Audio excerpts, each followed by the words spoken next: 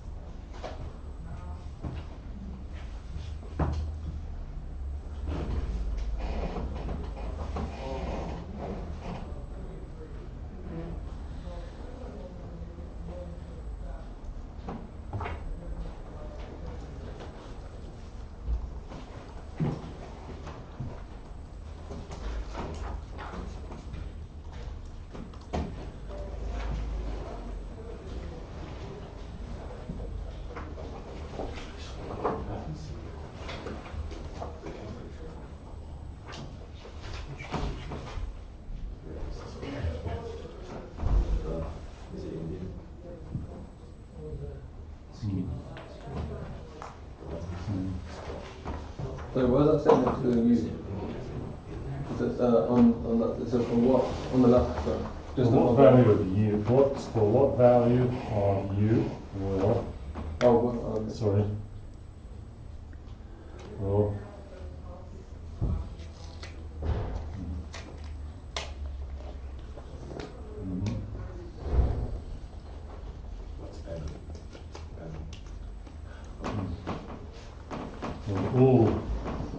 All n is population size.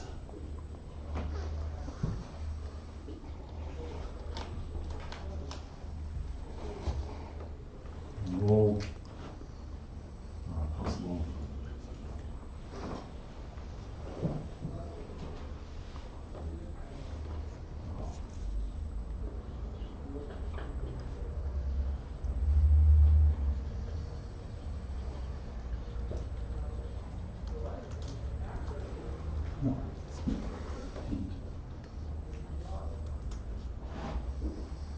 Start by considering alpha.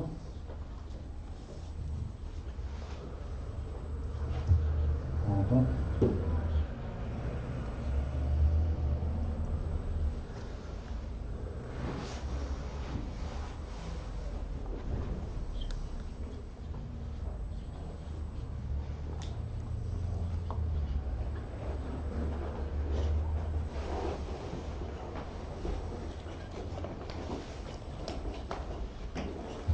So this pretty much works through quite a lot of what I've been saying. Let's think about this.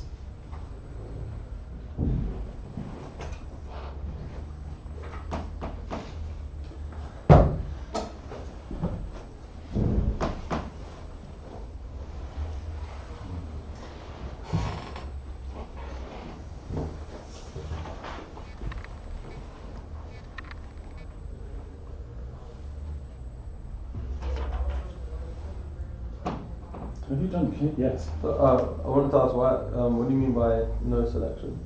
I'm not using the infinity function. Oh, okay. So you just it's completely random. Yes. Well, there's random selection. There's always selection. But there's random selection. Okay.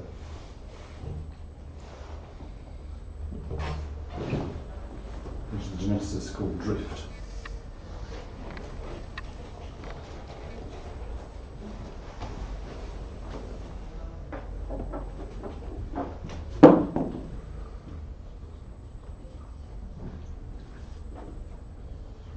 So let's think about this. I need to think about how to tackle this.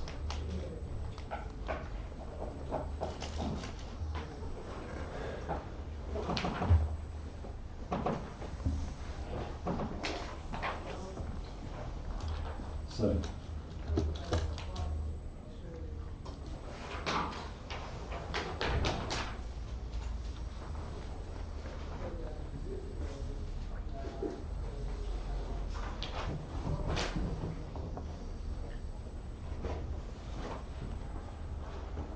okay, if you don't know where to start with that, let's have another question.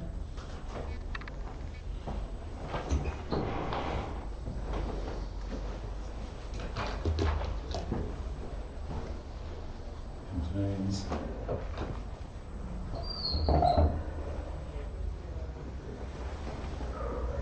all to start with.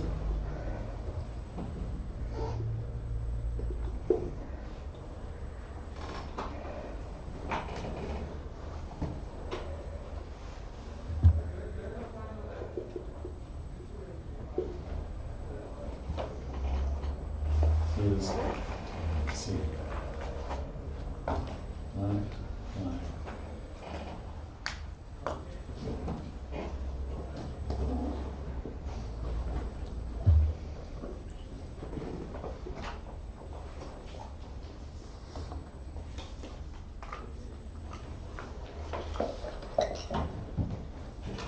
This is where we want to start. So this is it's just useful to sort of, my God, I can't understand doing it on a computer screen. I have great respect if you're able to. I wasn't, sorry. You were? No, I wasn't thinking that, sorry. Okay. So, try and do this one first, actually this one first, and then figure this one.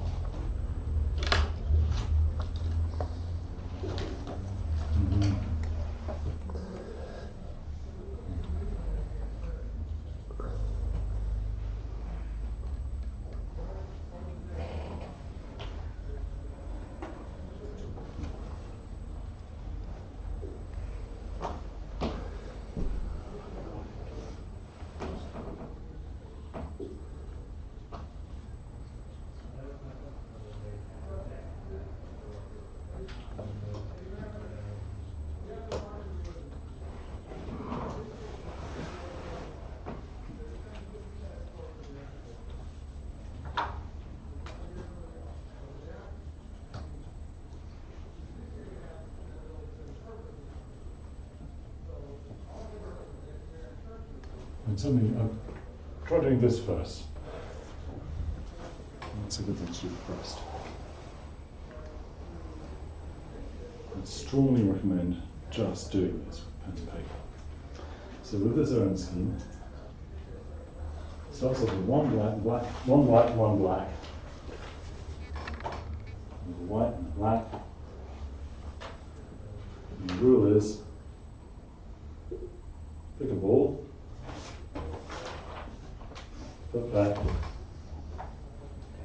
two of same colour.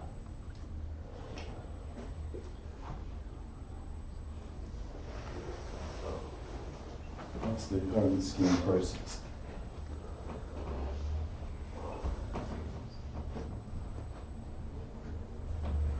So,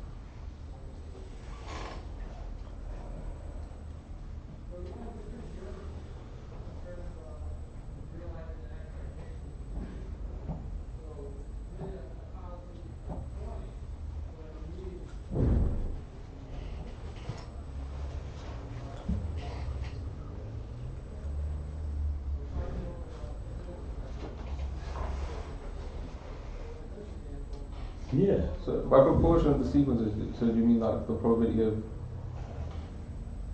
that sequence happening? Yeah. That's what that exact sequence. So you've got this urn, it's sitting there. That's the probability of going black, black, white.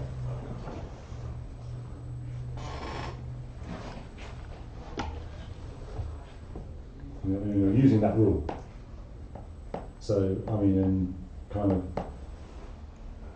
beginning probability class, you have an urn, you pick out a ball, and the rule is you put that ball back.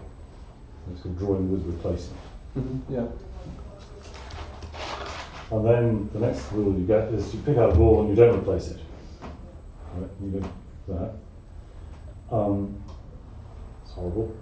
In this case, you're picking out a ball and you're replacing another one of the same colour back in. Slightly different.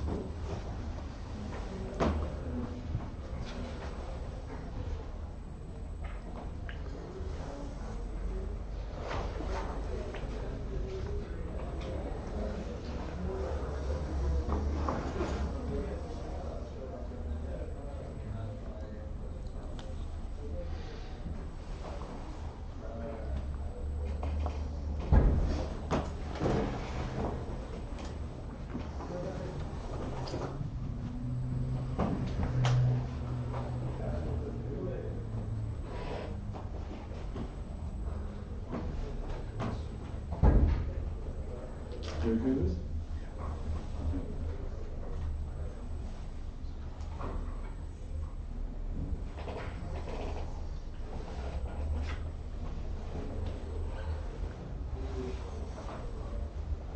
That's a hint as well. That's right. This is in the nature of a hint.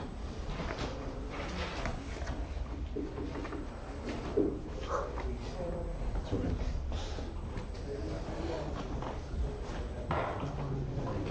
Oh, that's an area. There's a hint. Oh. Well, hey, if you do, then.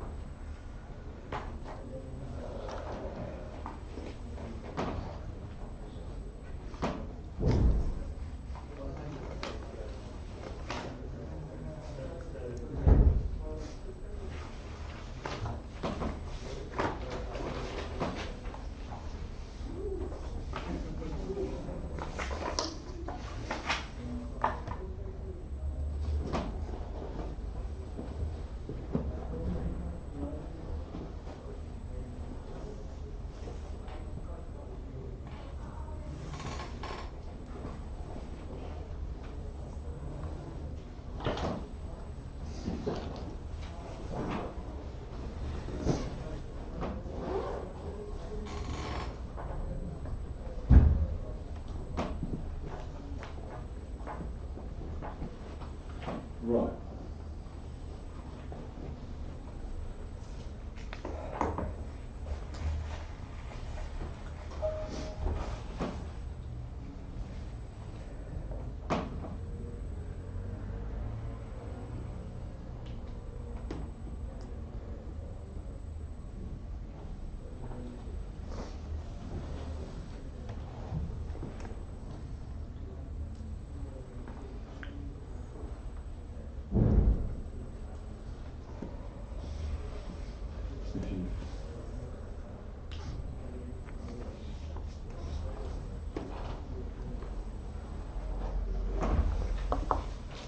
Wait, this might be a bad question, but I just want to clarify. So we start with the population size of 20.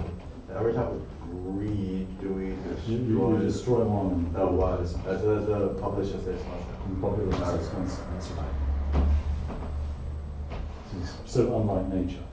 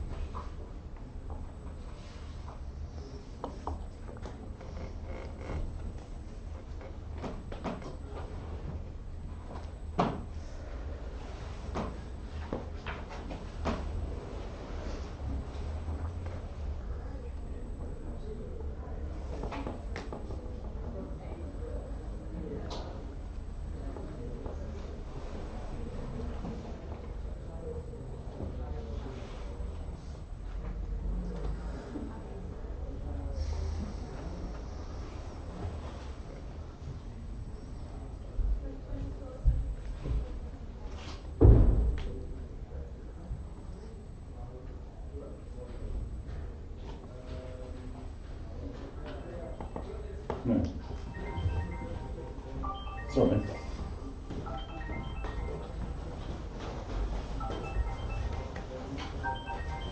Maybe it ever rings there, but it can be.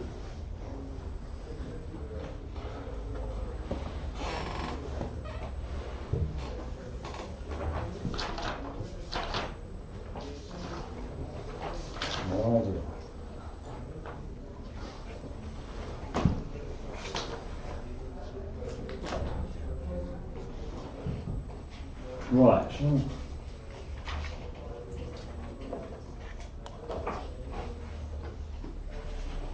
It's quite satisfying.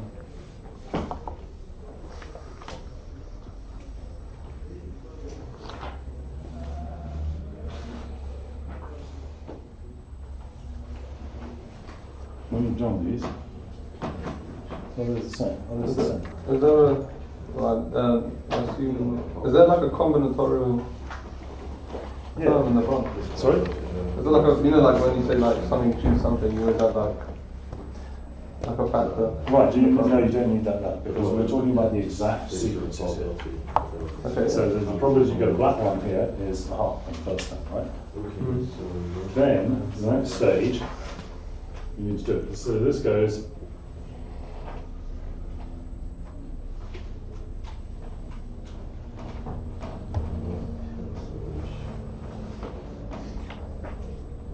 so this is start to start.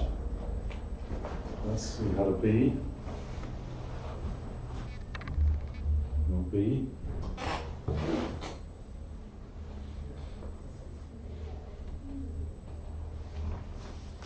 Right. So it's B, B, and W to here.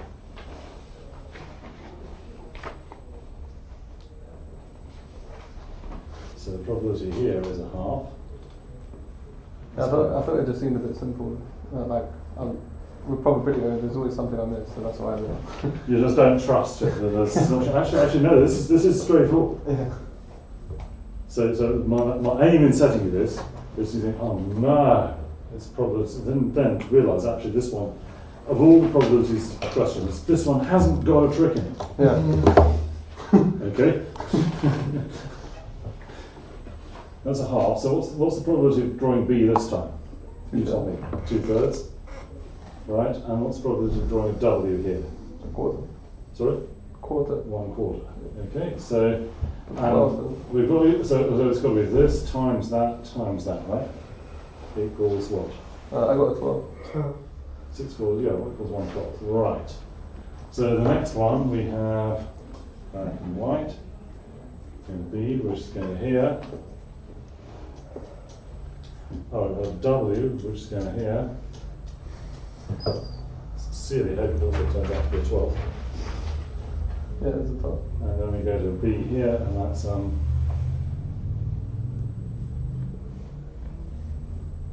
so that is a half times 1/3 times 1/2. Damn, it was a 12.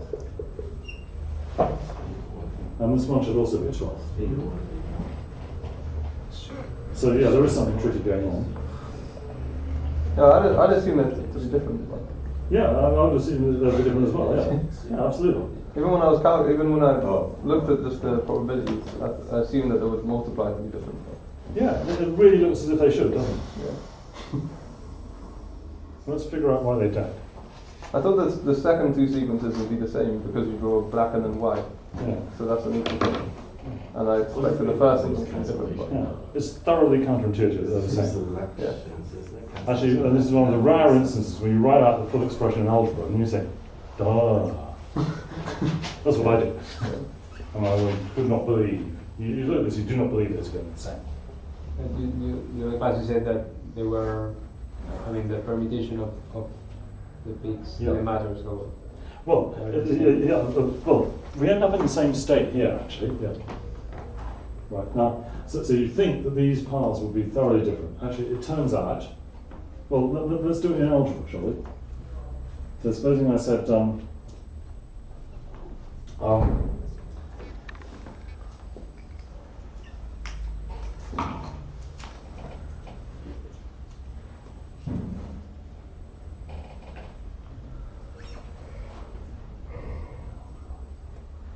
in algebra. Oh, this is a nice pen. Let's carry on using it in algebra. So supposing we want to figure out, supposing we have suppose S equals, I don't know, B, B, W, B, W, B, W, W, W, W, B, B. Okay, and this has got 33 blacks and 17 whites. Damn, what's the probability of this? Okay, so now we cannot just work this out. We have to think, right? So having done these two, so what is it going to be? So it's going to be, well, first of all, we notice the number of ball over time, total number of balls increases. And so when t equals 0, okay, the number of balls, and let's call it n, the number of balls,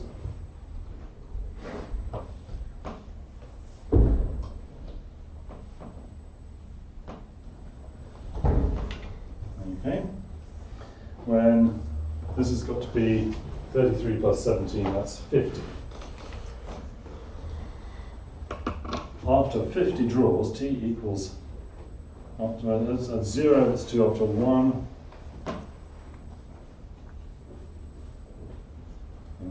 equals 3, and so on. And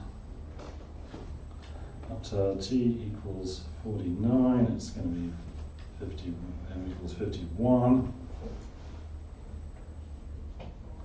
And when t equals 50, well, we're not really interested in, when t equals 50, m equals 52.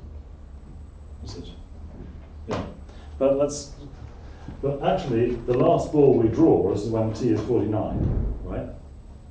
Oh, hang on. Oh, no, we draw 50. T equals 50, n is 53. Right. So, at each time point, so the total probability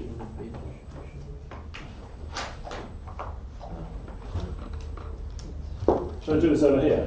You can see it better over here. I'll rub out the hints here. Okay. Okay. This is a kind of nice probability question. Okay. So the probability will be a product of fractions fractions, okay? And we're going to have at t equals 0, we do our first draw from t equals 0, and it's going to be something over 2 at t equals 0. Then at t equals 1, after we've got one ball, it's going to be over 3, isn't it? Something over 4 times something over 5, and so on. And actually, when we draw our 50th ball, we draw t equals 0, and when we get up to t equals 49, we draw our 50th ball.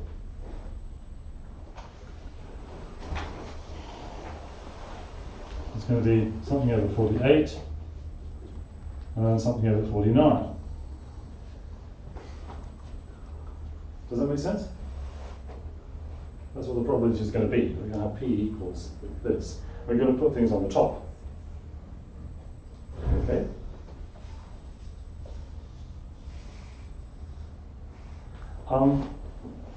So the first one, we're going to have a 1 over the top because it's going to be a black. So it's the number of black balls in that. Would it be 52? Is it down before? Isn't it plus 2? So t. Oh, sorry, yes.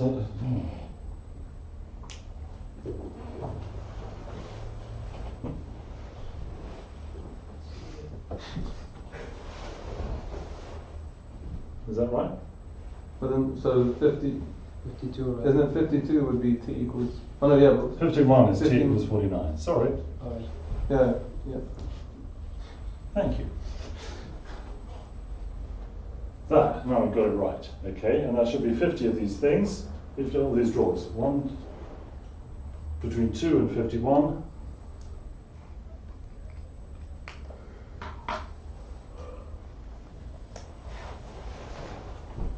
Does that work?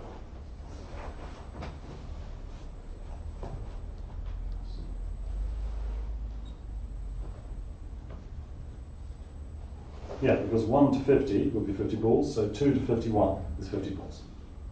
Phew. Thank heavens for that. Yeah, 50 balls. It would be very satisfyingly right. 50 balls. Okay. Now what goes on the top? In each case, it's going to be, if it's a B, it's hash black. Number of black balls in the urn, right? This is the total number of balls in the urn. It's going to be the number of black at this point. And everywhere we have a B, fall on us, okay, it's going to be number of black balls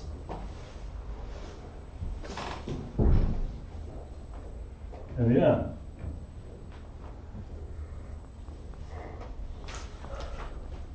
At that point. Okay.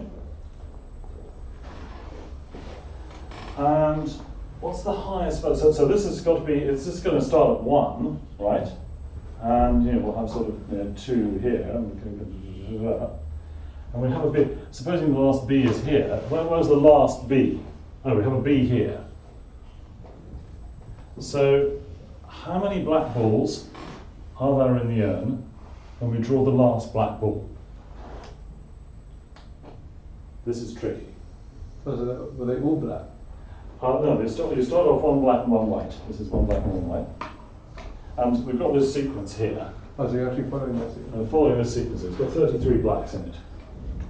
Let's keep it concrete. It helps just to get it right. How many black balls are there when we draw the last black ball? We draw the 33rd black ball. How many black balls were there in the urn? 1 minus 2. Well, there were 32 that we draw plus 1. Well, there were 32.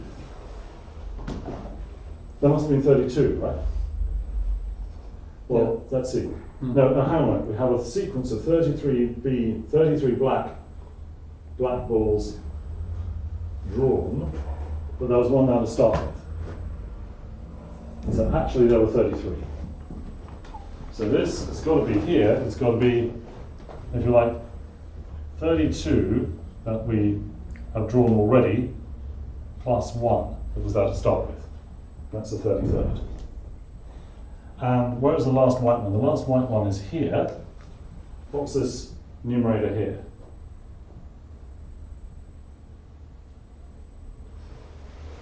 Number what? We said there were 17 white balls drawn.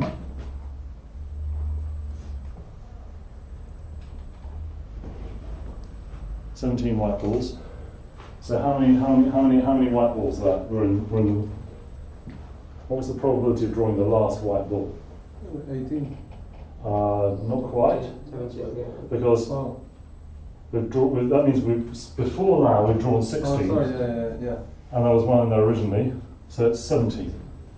So it's 16 plus 1. Okay, I'm doing the plus 1 because we're going to not have one, we can have arbitrary numbers in the thing to start with. Right. So we're multiplying all these fractions together, so we know what the denominators are. They're 2, 3, 4, 5 up to 51. Well, actually, we know what all the numerators are as well. We know what's on the top, because we're going to start from 1 and carry on up. So this product has got to be equal to, if you like,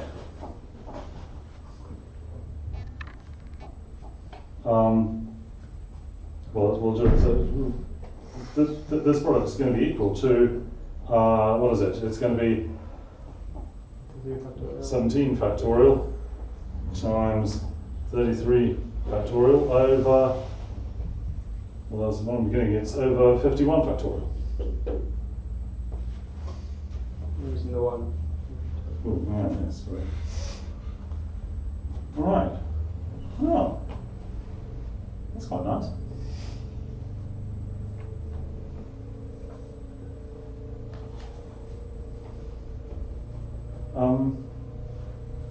So we've got it, and it does not depend on the order of the draw.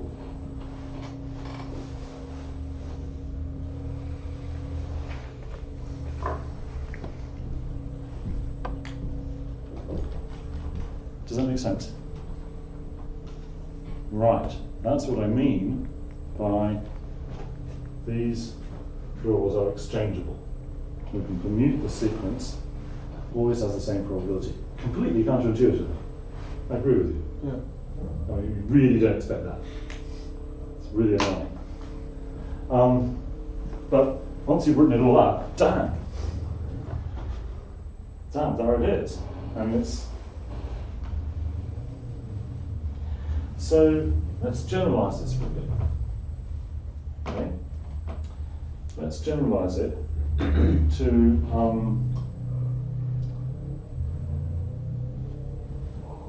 we've got this. You okay with all this? Mm-hmm. Yeah. Let's generalize it. Make it go worse.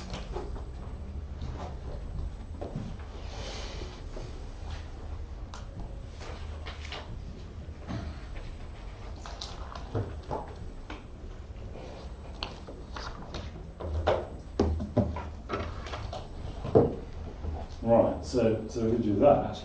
Generalize, supposing we have alpha naught, alpha b black, and alpha w white in at the start. Okay. Now this also this is something fairly quite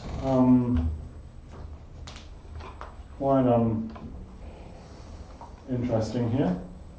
How could we write this in a more revealing way? We can write this in a much more insightful way. You know, just write n black factorial. Yeah, okay, we can do that. But I mean, do you see a binomial coefficient in here?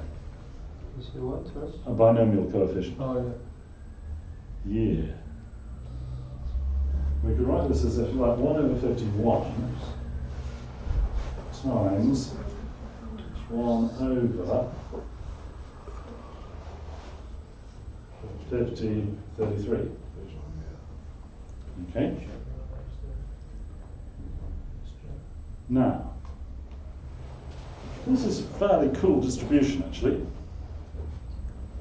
Let's see why. Why is this a cool distribution? What is this telling us?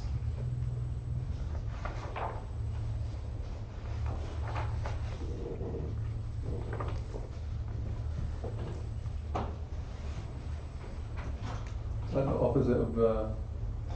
Yeah, it's kind of like the opposite. Well, okay. Well, before we go to alpha B and alpha W, okay, and start. Let's just pursue this. We've got one. This is crazy. This is neat. So this is telling us something bizarre. What's it telling us? Yeah. Isn't this kind of the opposite? You said this opposite process of drawing. Say you had some balls and you drew without replacement, and you're drawing with putting one back. So it's kind of the inverse process. I don't know. Like drawing not without replacement is horrible because eventually you run out of balls. And then what do you do? I mean, damn. I don't know how to think about that because of course we might be left with just our problem. I don't know. That's an interesting thought.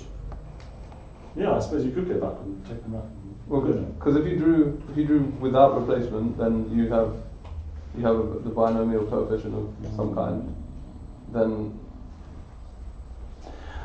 let's do it this way. Okay, so all right. How many sequences?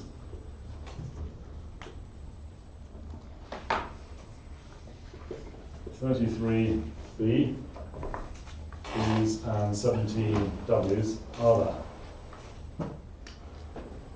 How many of those sequences are there?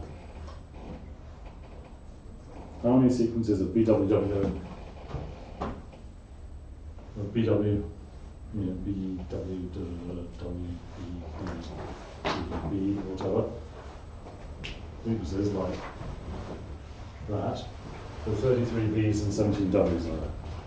How many of those sequences are there? You tell me.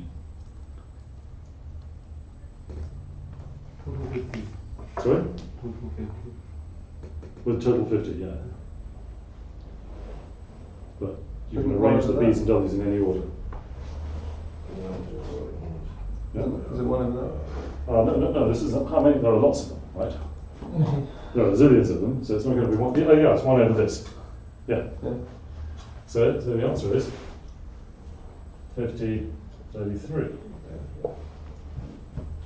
Okay. Does that make sense? Yeah, all you've got to do is nod. Okay. Right. So the probability, let's say the probability of getting 33 black and 17 white in any order. This is quite, now this is getting quite cool. Is number of sequences with 33 and 17, okay, times, well, what's the probability of all of these sequences got the same probability times 1 over 51 times 1 over equals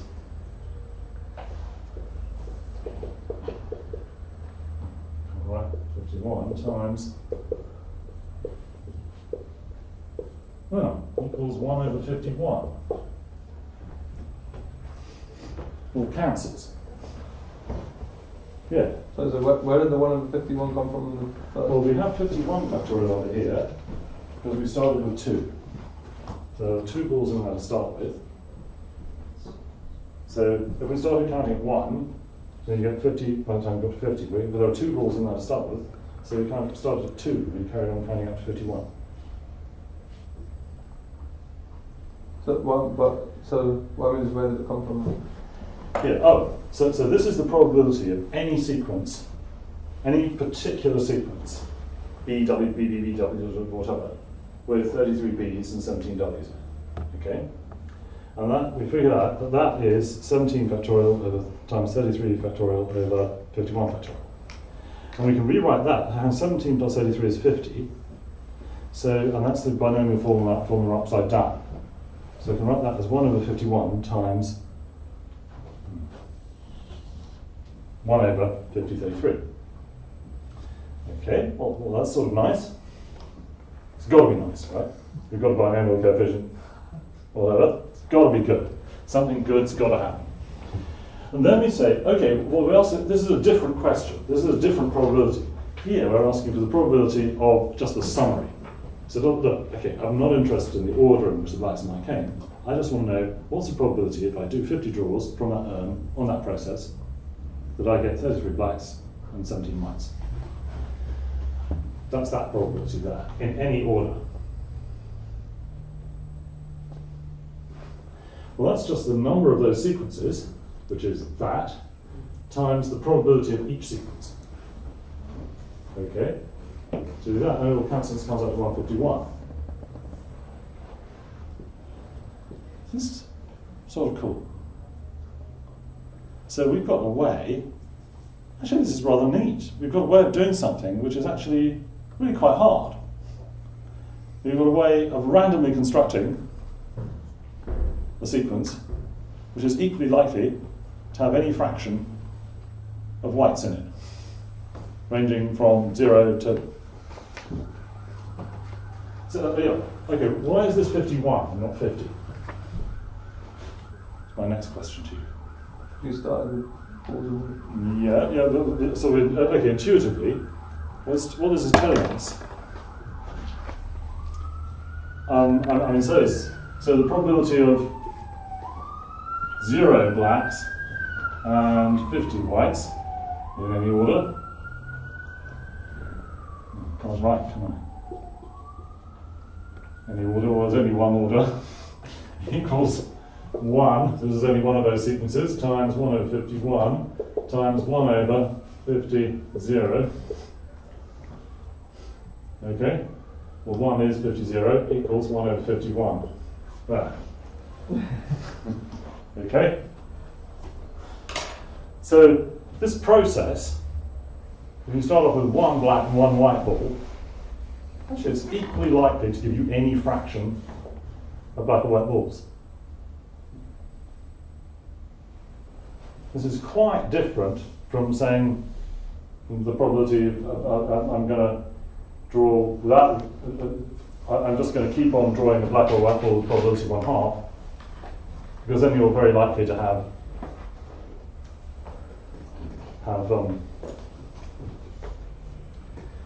then you're much more likely to have 25 black than you are to have all white. In fact, if you get all white, it's so unlikely that you say that wasn't the process. Is this clear? Good.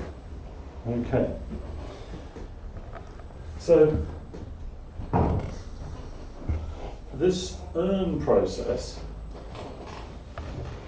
Okay. Now here we started off with one black and one white. Actually, we can start off. We can redo the whole thing with any number of black and any number of white to start with, including fractional values. Because we can have this little sort of pseudo ball that we pick out, which is it's a trick ball. You press a button and it gives you a ball. Okay, and that always has the same distribution of balls. Okay. So right. So once again, well, let's. Is it worth writing that out? I think it is. Sorry, this is okay. This is very nice. Let's write it out here. So, what about starting off?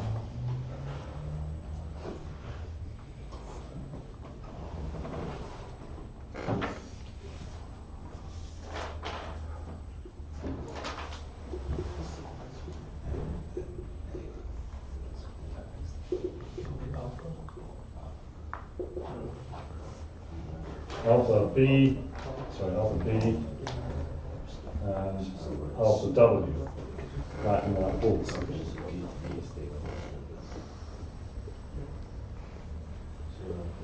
Okay, like that. Let's do the whole thing. Let's do the whole thing again. Well, what we have, and let's suppose that alpha b plus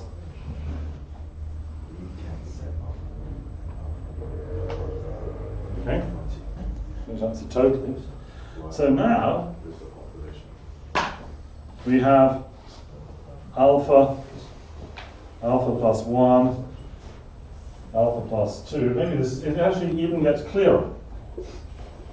All these are just the numbers of balls in the thing, times alpha plus 48 times alpha plus 49. That's 50 draws.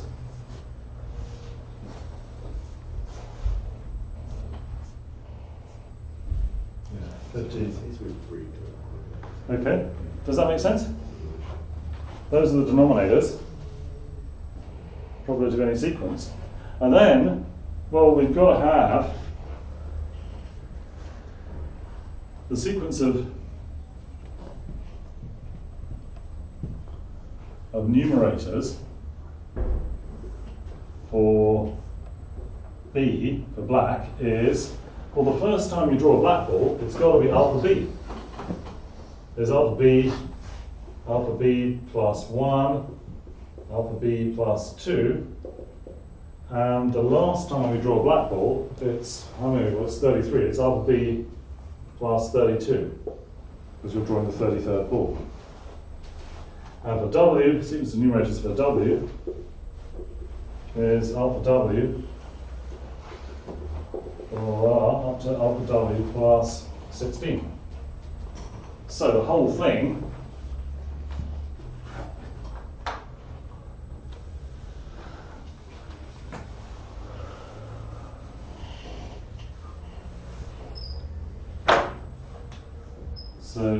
whole probability of BW, 33B, 17W, can't write, is blah, alpha B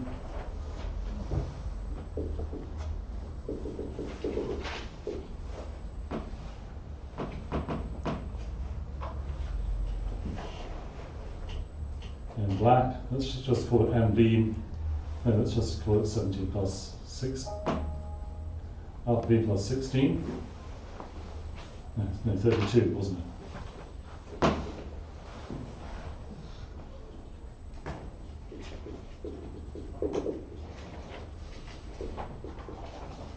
Over alpha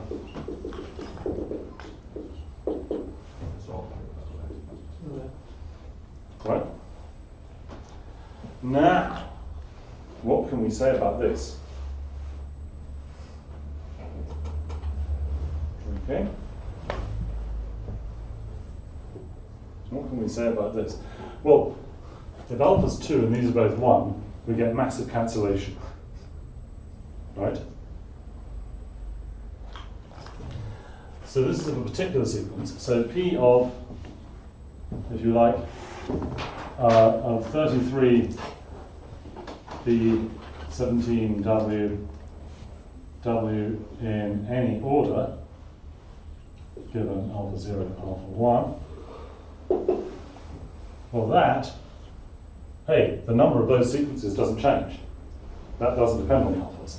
So that is 50 factorial over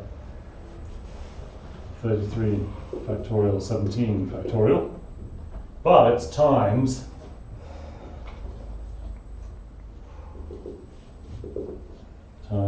alpha B plus 32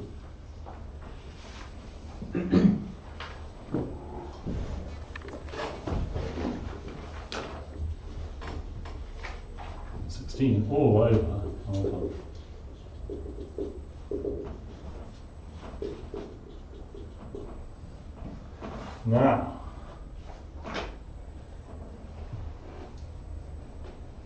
Now, how is this going to depend on alpha B and alpha W?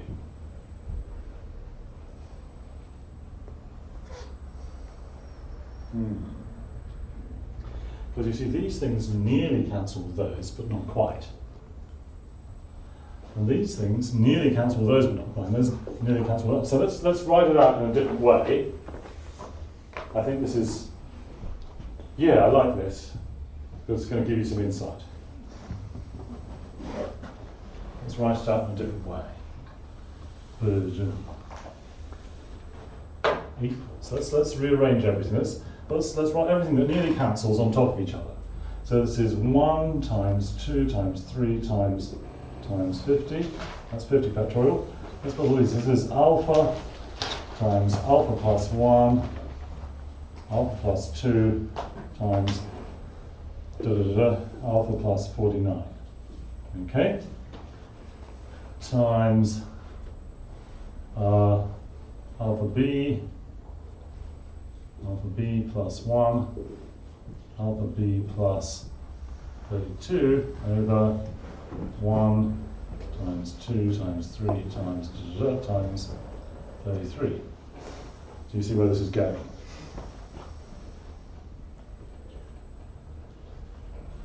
Oh,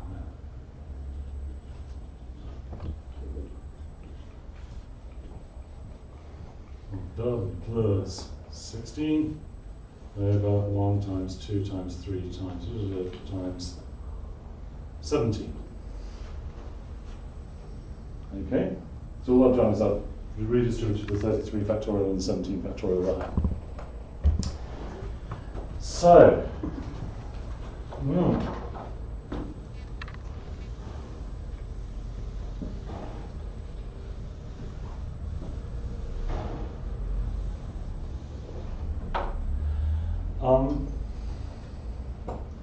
what can we say about this? Let's have, if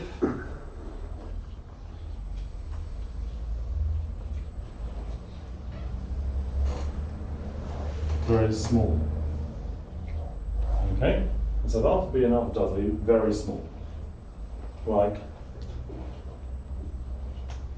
I don't know, 0.0001. Like 1 over 1,000. Okay? What happens? What can we say about this probability of? So this thing is just going to be, what we're interested in is what does the shape of the probability, if we have prob, and this is up to 50, from 0 to 50, and this is going to be NW, okay, number of white balls. So we know when, okay, this is when alpha 0 equals alpha 1 equals 1, all fractions of white balls are equally probable. Does that make sense? We just figured that out. That was that 1 over 51 times the factorial. Now, what happens if the alphas are really small? Look at these.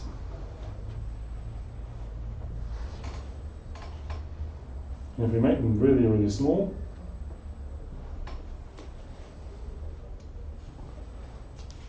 okay, which of the values of what we're looking at is some constant. We're looking at, we can rewrite this, let's go and rewrite it.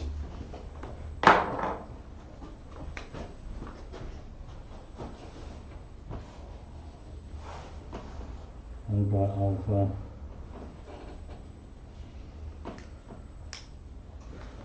Well, this is just going to depend on alpha, so this is a constant. Then we've got alpha b times alpha b plus 1 times alpha b plus nb plus 1 over, oh, nb factorial. Sorry, minus 1.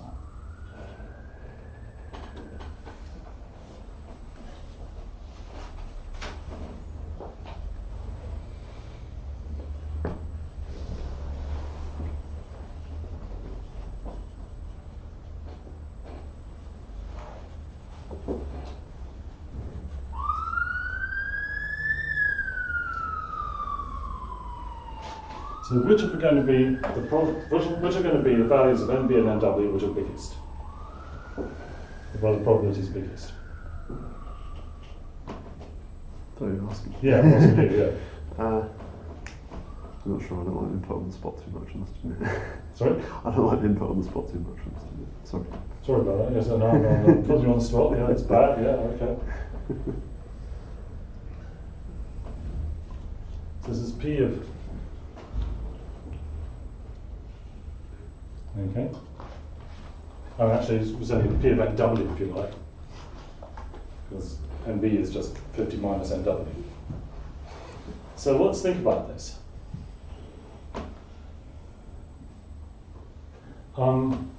If I make this is going to be very roughly, this is going to be 1 over 1,000 times, I know, NB minus 1 factorial over NB factorial, which is going to be roughly 1 over 1,000 times 1 over NB. Okay? If NB is bigger than 1.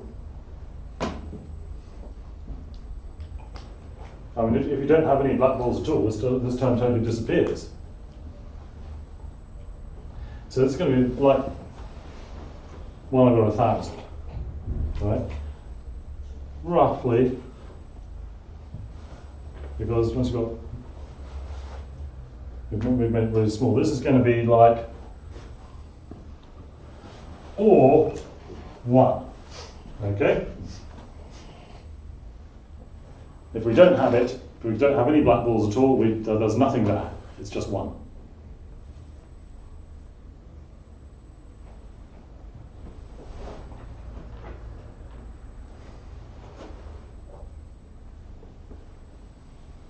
And this is exactly the same. This is 1,000. This is roughly 1,000. 1 over 1,000 times 1 over NW, because well, 1 plus 1,000 is roughly equal to 1. And 1,000 plus NW minus 1 is roughly equal to, those roughly cancel. This is going to be 1,000 of that. And both of those are small. So if we have, if NB and NW are greater than 0, we've got 2 factors of 1,000 multiplying each other, 1 over 1,000 multiplying each other. We have to have 2 very unlikely events happening. Rather, we have to have a draw of a black ball and of a white ball from the ones which were originally in the urn, which is very unlikely to happen. Does that make sense? No, I don't quite get it. Okay. All right. Okay. We stick our hand into the urn the first time, we've got to take a ball out. And we can search around, we're allowed to search around, this little alpha button is tiny. It's got a size, it's only, it's like sort of that big, but eventually we find the thing, we press the button and we get a ball. And suppose that's a black ball. Then the next time we reach our hand and we're very likely to get a black ball. Okay? If we have any white balls at all, something really unlikely has got to happen. We've got to reach our hand in, and we've got to pick that little alpha button, which is tiny. Something very unlikely has to happen. So the answer is that nearly all the probability mass is an all white, all black.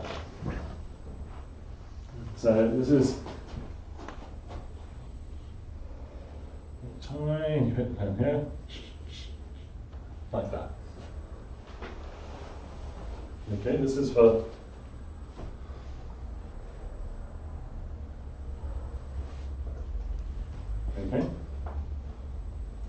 this is sort of 0 and 50. We'll either get a black ball or a white ball on the first draw, and that's it.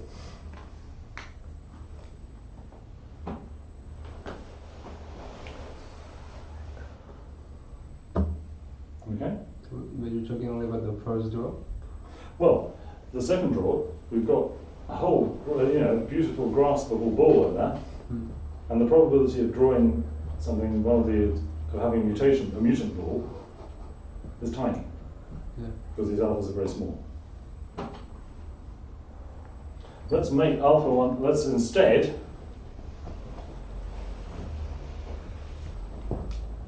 yeah. I'm not being racist, I'm not stupid, I'm not sure, but doesn't the function become undefined if you have either no white or no black? Because No, I mean, if you're going to write down, you have 0 factorial is by convention 1. Right. If you, okay, there's the sum of 0 elements is by convention 0. Mm. The product of no elements is by convention 1. Okay. Okay. Yeah. That's when it was written there, it was confusing. It is. Yes. Yeah. Yes. Because I haven't put the factorial line. This implicitly assumes that b is bigger than 1. Yeah. So, but if it's not there at all, right, that's great. Just wipe out the whole thing. Replace it by 1, right? Let's do the other one. I think this is worth it. What you're getting from this is something which in population genetics is really important, which is how the mutation rate affects the number of different allele genetic diversity in the population. Okay? And they tend to do this with diffusion equations, which is nasty. This is direct. It's exact under this breeding model. Okay? Now, so this distribution will also appear in your probability course. You're doing probability courses? No, at the moment. Not at the moment. You will do? Well, we did like foundation for 2 weeks, that's in undergrad. Undergrad. Yeah, undergrad, Okay. We've done something about distributions and graphical models as well. So Yeah. various Yeah. distributions. Well, if you're doing are you doing Bayesian inference at all? Mm-hmm. This is a basic distribution of Bayesian inference. Okay. So, but let's not do that now. Let's just understand it as an ERN model, concretely, which is nice. Then you can make a Bayesian connection later. But I promise you this is the most basic and famous Bayesian distribution of all, which is appearing in disguise. Okay? Right. So let's take alpha 0 equals alpha 1 equals 1000. Let's do the opposite thing. Let's make them really big. What happens? Well, P of NW equals, what do we do? 1 times 50 over, 1001 times 1002 times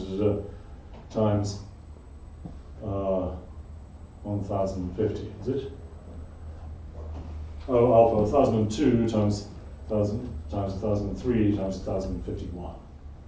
Well, this applies to all values of NW, it's a constant in the beginning. Then what do we get?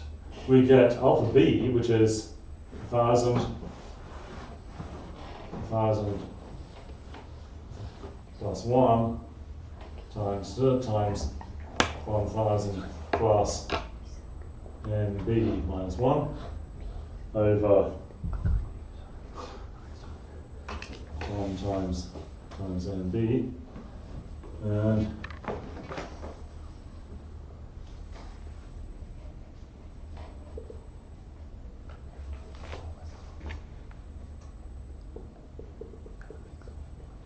okay. So what's this like for different values of NW? When's this biggest? So why is that 1002 at the start? On the back? Oh, because we got to start off with well, should it be 2000? Should it be 2000, sorry, it should be 2000. Because if alpha 0 You're plus right, alpha 2000, thank you very much. 2000 plus times 2000 plus 1, sorry, times, thank you, 2000 plus 49.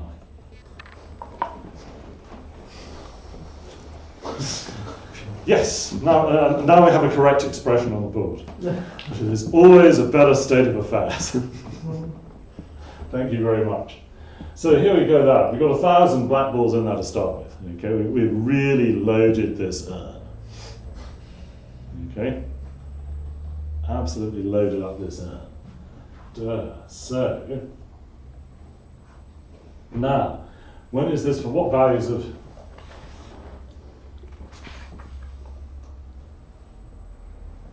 and W is this biggest?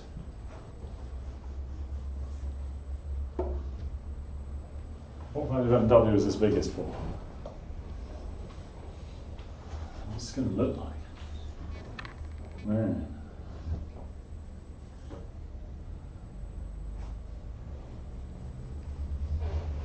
You, sir. Yeah, I'm picking on you. Yeah. Yes, you. So I have no idea. You have no idea.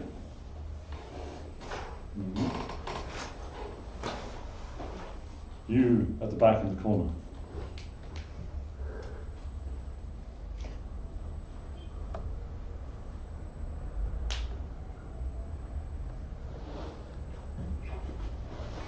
It'll be the opposite to that. That's right. And what's the opposite to that?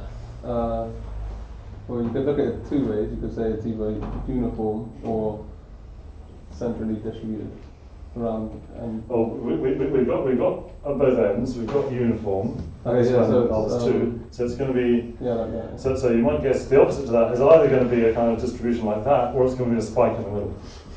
Would it be a spike if it was like if alpha 0 and alpha 1 tend to infinity or something like that? No. Let's let them tend to infinity. I think that's the best way to do this. Okay.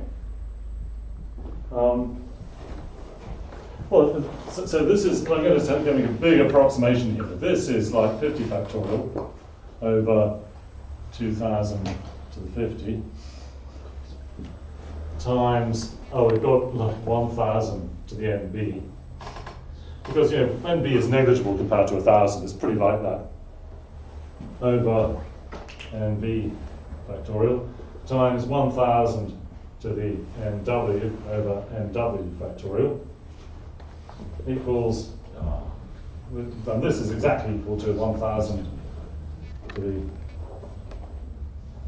N to the N, 1,000 to the 50 over 2,000 to the 50 times, oh, that's nice, 50 factorial over NB factorial NW factorial. So now the whole thing is dominated by this term, by the it's all dominated by the binary. So it actually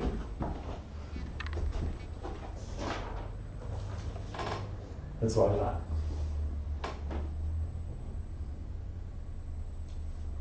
These are this thing actually is okay. This thing is just like number of heads in 50 flips of a biased coin. So this is the situation where pretty much on every time you breed you get a mutation, and all the mutations are flips of the biased coin, flips of the coin. How are we doing here? Gosh, that was a fairly marathon session, but I think this was worth it. Because this poly-urn process is very nice. If you get an intuition for that.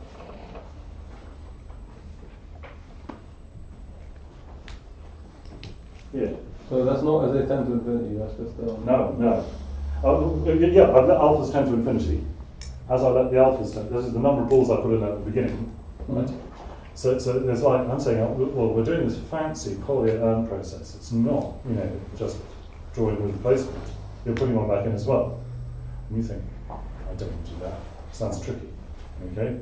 I'm going to fix it. I'm going to put 1,000,000 black, 1,000,000 white balls in the urn at the start without telling him.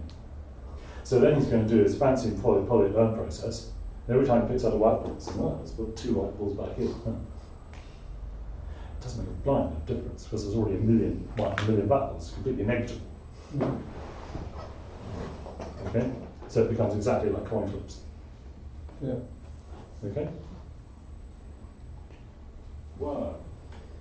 Why is it, as it tends to infinity, why isn't it just a spike?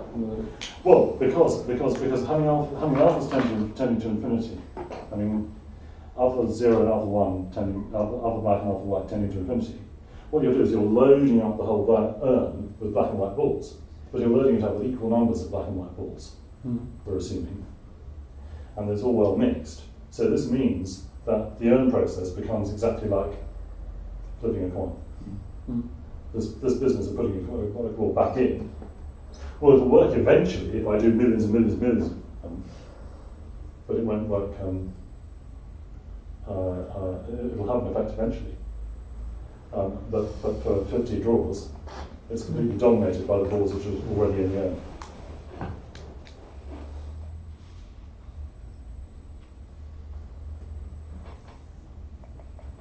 Right. So how does this connect to Bayesian inverse? Maybe I should do that.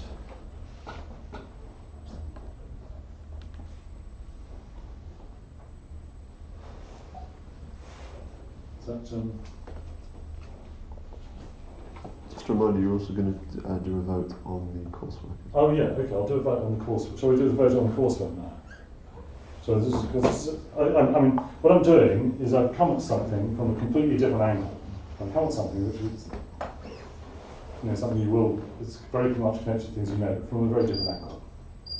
But this is a very concrete procedure. This urn model is a very concrete procedure, and it's really useful to have an intuitive understanding of it as a concrete procedure.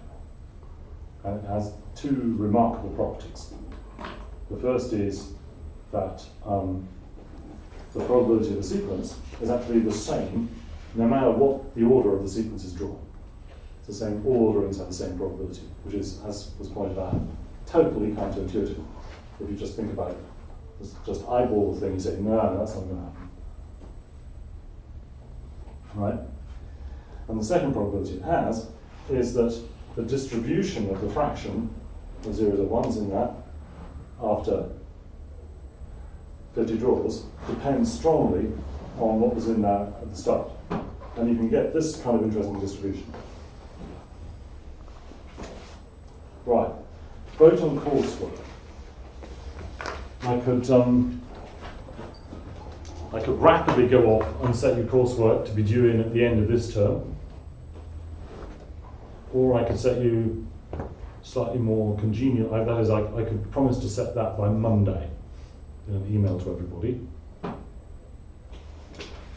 so you'd have some time. You'd have 2 weeks to do it. Or I can set you some coursework which would be slightly more elaborate, but not much more elaborate, for which I will give you basic code, and it consists of doing quite a bit of running code in MATLAB, but code that I have given you, and plotting some results, and then commenting on the results, mostly. This is sort of most of the time. And that I would set probably next weekend, realistically, by that time, because I've got to write a little bit more code for that. It'll be substantially more interesting. Will involve last year's and something to run and see what it did, with some questions. And that I would say would be due on like a few days into next term. And some people may be travelling up, I don't know, having a holiday for the entire vacation. So it's a little bit invidious to force them. Next term I will be teaching a course I've never taught before, with 3 days of preparation with a new guy who is leading the course who will have just arrived, which is going to be a very interesting experience. So I may not well, so for me too, it would be better if it were handed in, say, a week from the beginning of next term.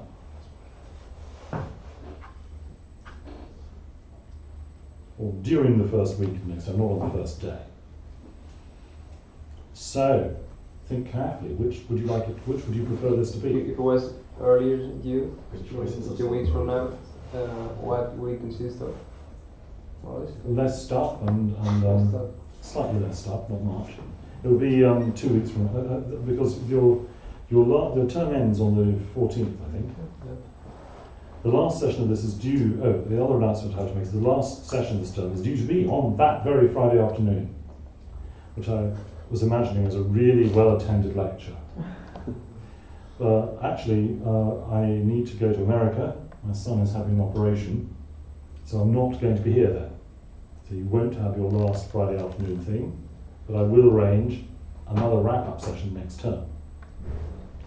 Which means that next term I can have a wrap-up 3-hour session at some point. The timetable people are just going to love me. Tracy Williams is going to be so pleased. I'm going to be her favourite person for months. And but it would mean that I could then hand back the coursework, which you will have done, in a session within the first 3 weeks of next term,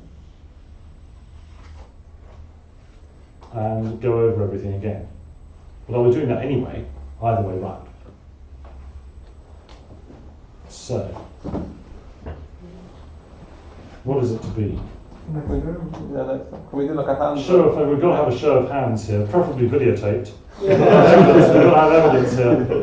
Evidence, please. Can we have a show of hands? Who votes for coursework due during the first week of next term? I think that is unanimous. This is great. I always love it when we have a unanimous vote.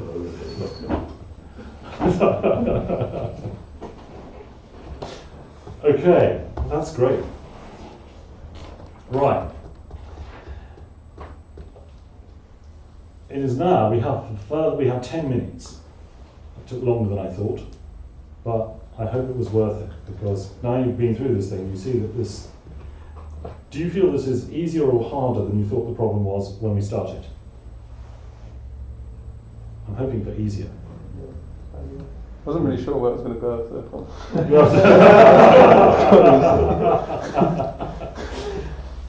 Look, this is the place where you learn this. Well, you could be doing support vector machines, and it goes into Hilbert space. I mean, come on.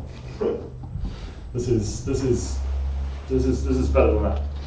Right. Now, what about these things? Let's just talk about. We've done this earn process.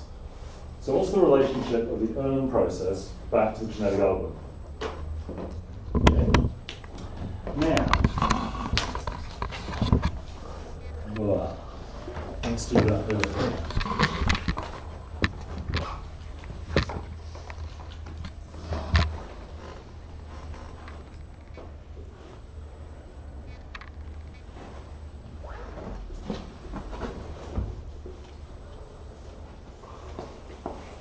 Okay, let's explain it like this.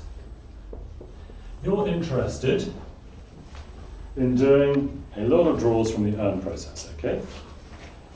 As a result of this lecture, you have decided to go off, you've cancelled your engagements in the evening, and you're going to explore what happens with 50 draws from the earn, okay? You just don't believe the algebra and everything, that all fractions of, it's equally likely that you get 0 whites or 50 whites or 25 whites or whatever. You don't believe this.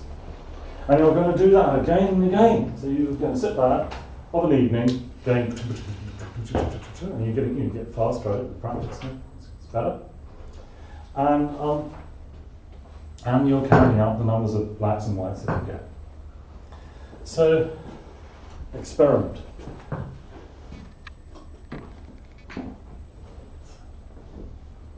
Thought experiment.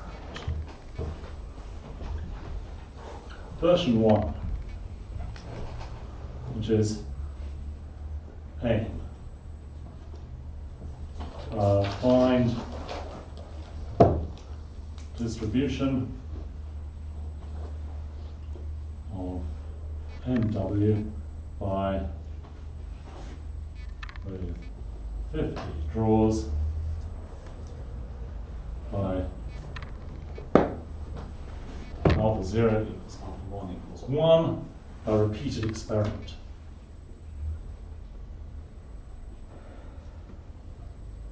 Of course, you could get MATLAB to do it, couldn't you? You could get MATLAB to do it. You get MATLAB, you know, just set your MATLAB program going, and I've actually got an EARN simulation program going.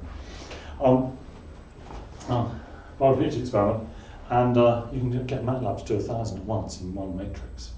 Then you can plot the histograph. It's cool. Well, maybe I should do that. Should I do that?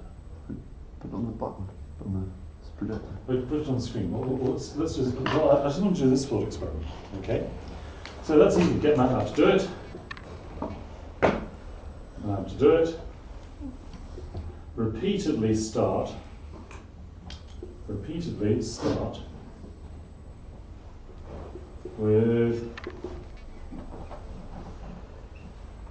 your own like that, and then once you've got 50 balls, you go, and then you put one by one, and you carry on doing it. Okay? Then you do it millions of times, and you get a distribution you can plot it on. That's obvious, right? That's an obvious thought experiment. Version 1. This is version 1. Repeatedly start with EARN like that and run the process for 50 balls.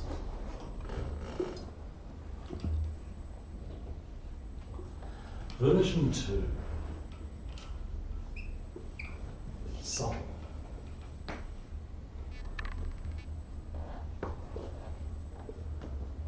And rather slow, quite frankly. Version 2, start with, actually,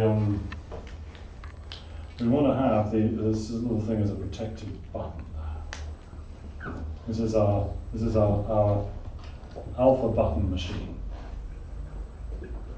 Okay, that's the one which we hit, has probability mass alpha, and we hit the button and we get a black or a white ball with each probability we hit it. Okay, so we have that, and then we put it into do it until we've got 50 real balls in the EARN, and we chuck them all out and we carry on doing it.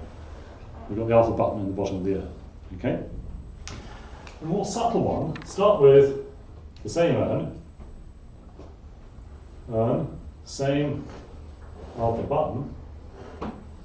Okay,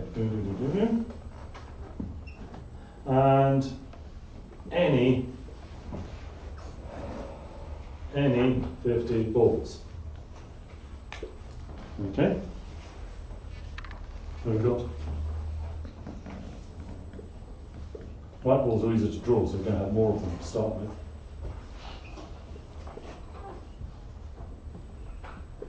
Okay, any 50 balls, black or white, in any proportion. And now what are we going to do? What we're going to do is the Gibbs breeding algorithm. What's that? You take your revolver and shoot a random ball in the air. Repeat. Okay? Take a revolver, you get rid of, zap a random ball. Only 49 in there.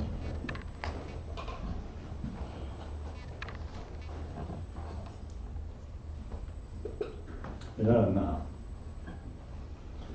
Okay, next, draw a ball and replace with one of the same colour.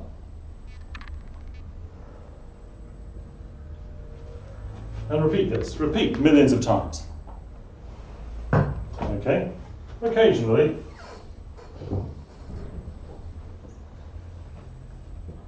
count number of white balls in EARN.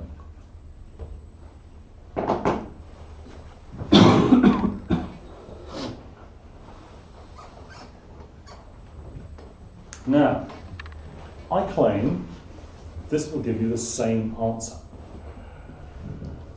It's not entirely obvious. What it depends upon is actually the exchangeability. The point is, the reason for this is that here we've got a process, we've directly defined a distribution, and we're damn well sampling from that distribution repeatedly. Here, we haven't. And here what we've got is a tricky Markov chain. Now, actually, this Markov chain will converge to the same distribution. Its equilibrium will be the same distribution as this. So that is the fraction of balls here. The proportion of white balls is going to look just as it does with this, depending on alpha. Okay. Right. Now the reason for this is that by exchangeability, we can always pretend that the ball we just shot with our revolver, you just go bang, and then you do it again. You shoot that ball, bang. You say that was the last ball. So now I'll draw a ball from the rest of the population. And so what you've done is you're repeatedly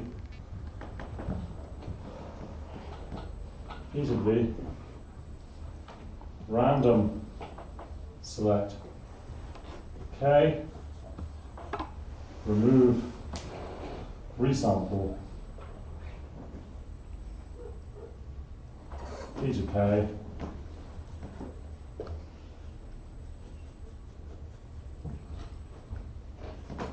like that. You're from all of these which aren't K. Given that and, I don't know, and alpha. So you're repeatedly sampling the last ball, but you're gradually changing all of the balls, and the distribution that you leave, the key to realizing that this must give you the same distribution, the equilibrium distribution of this Markov chain is going to be the same as this distribution you sample here, is that supposing you actually just filled the ball, you filled the urn using this method. Somebody, well, you got tired of shooting, you went off to buy more ammunition, and somebody came into the room, they tipped all the balls out and said, look, I'm just going to do something sensible. And they filled the ball according to this distribution. Now, the point is that this resampling procedure leaves this distribution invariant. That's because you can pick any of the balls to be the last ball, because it didn't matter what order, and you resampled it just like you would have sampled it. So it can't change the distribution. And since a Markov chain only has one equilibrium distribution, that's got to be it. And this method is called Gibbs sampling. This procedure here is an example of Gibbs sampling. It's a general technique for constructing Markov chains. Now you might say, Chris, look, why are you talking about this utterly stupid procedure? Why would anyone do this utterly stupid procedure? This is ridiculous. Why do this? You could do this. Just directly sample the damn thing. What's the problem? In this case, this particular case, yes, you can directly sample the damn thing. You can directly generate a sample of 50 balls from the distribution you want. And this distribution is a pretty tricky and interesting distribution. If you've got one ball in there, and it's actually by no means trivial to write a computer program to give you a random sample of any distribution. You know, sit down, without knowing this trick, sit down in MATLAB, try to write a program to generate a sequence of random zeros and ones, which is equally likely to have any number of ones. So the probability of having 50 zeros and ones, which is equally likely to have either no ones or 3 ones or 17 ones. It's not easy. But you can, using this trick. However, this comes into its own. You can often define a procedure like this when you can't do this. And actually it becomes extremely difficult. Once you've got fitness involved, it's considerably harder to do this. How so? Sorry? How? Why is it? Why is it harder? Because the obvious method doesn't work.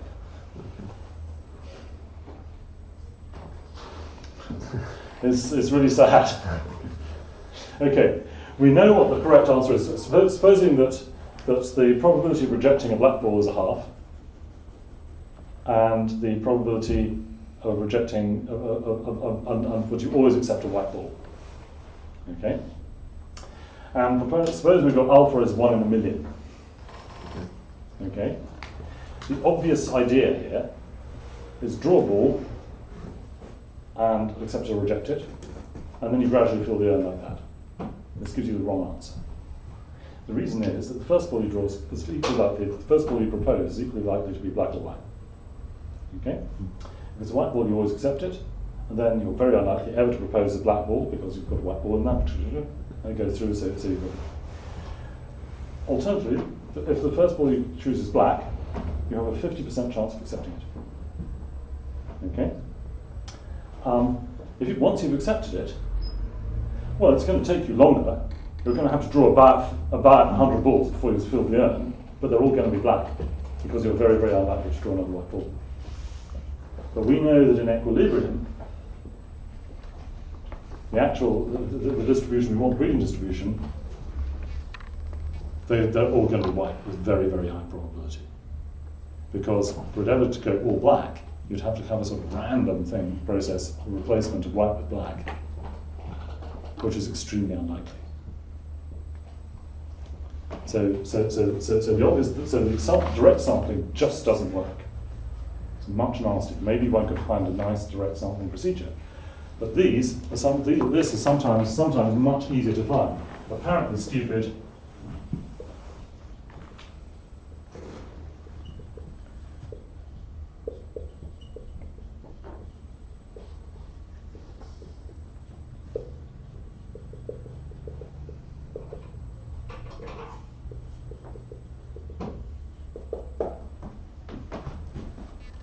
And this is an example of a Markov chain Monte Carlo procedure for sampling from this distribution. There's all sorts of difficulties.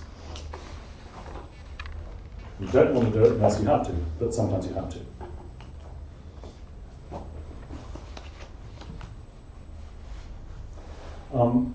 But this Markov chain Monte Carlo procedure is, I think you can see, exactly similar to breeding with the tiny genetic algorithm. We're doing precisely the same thing. You're shooting an individual from the population, and then you're breeding it from the rest.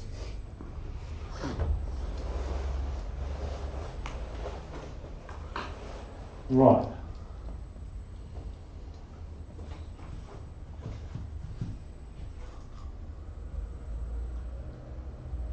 It's sort of 5 o'clock. I have this feeling I could stand here talking for considerably longer before anyone would realise that. And for at least 10 minutes before you have anyone to say, but I'm not going to. Because if I did, you wouldn't trust me. You would all sit here looking at your watches on a future occasion.